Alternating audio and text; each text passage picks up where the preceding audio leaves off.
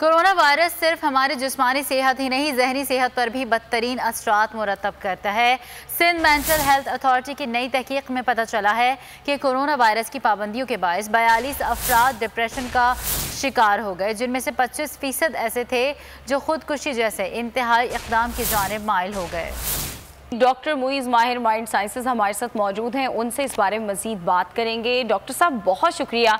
Sir, ये जो तहकीक सामने आई है जिसमें बताया जा रहा है कि कोरोना तो ज़ाहिर है हमारी जिस्मानी तौर पर तो हमें मुतासर करता ही है, साथ साथ हमारे जो जहन है उसे भी मुतासर कर रहा है, और 42% हैं ऐसे लोग जिनके जहनों पर असरअंदाज हुआ है ये कोरोना।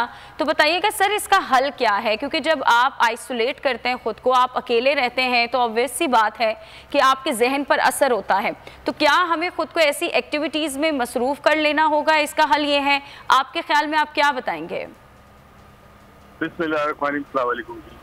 कोरोना एक ऐसी वबा है जिसने पूरी दुनिया को अपने लपेट में ले लिया। अब जब जब आप देखते हैं फला जगह इतने केसेस हो गए, तो आपके अंदर खौफ पैदा होता है। इंसान के अंदर खौफ बाज दफा मोटिवेशनल फैक्टर भी होता है, वो अच्छे काम भी करने लगता है, बुराई से भी बचता है। मगर बाज दफा खौफ अगर उस किस्म का हो किसी चीज से कि जिससे बचाव मुमकिन नहीं, स्ट्रेस में मुब्तला हो जाता है, और ये स्ट्रेस की वजह से या फिर एंजाइटी या फिर दूसरे जो जहनी अमराज है वो लायक हो जाते हैं। अब इसका इलाज देखिए, पहला कदम ये है कि इस चीज को एक्सेप्ट करें, हकीकत को एक्सेप्ट करें कि अब जिंदगी बदल गई है।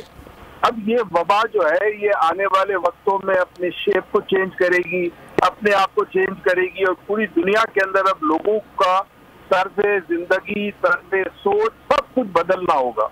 तो पहली चीज ये कि एक्सेप्ट कर ले कि ये बीमारी है और ये हकीकत है, और अब हमें अपने आप को बचाना कैसे है।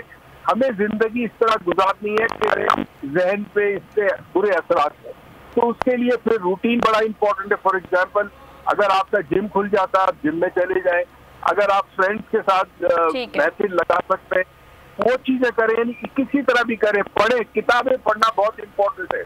ठीक है, आपके ख्याल में खुद को मसरूफ करना होगा उन तमाम लोगों को जो कोरोना वायरस का शिकार होते हैं, जो आइसोलेट होते हैं, और साथ साथ हमें ये भी एक्सेप्ट करना होगा कि ये बीमारी अब हमारे साथ सारी जिंदगी के लिए है, वायरस साथ साथ ही चलेगा। बहुत शुक्रिया आपके वक्त का।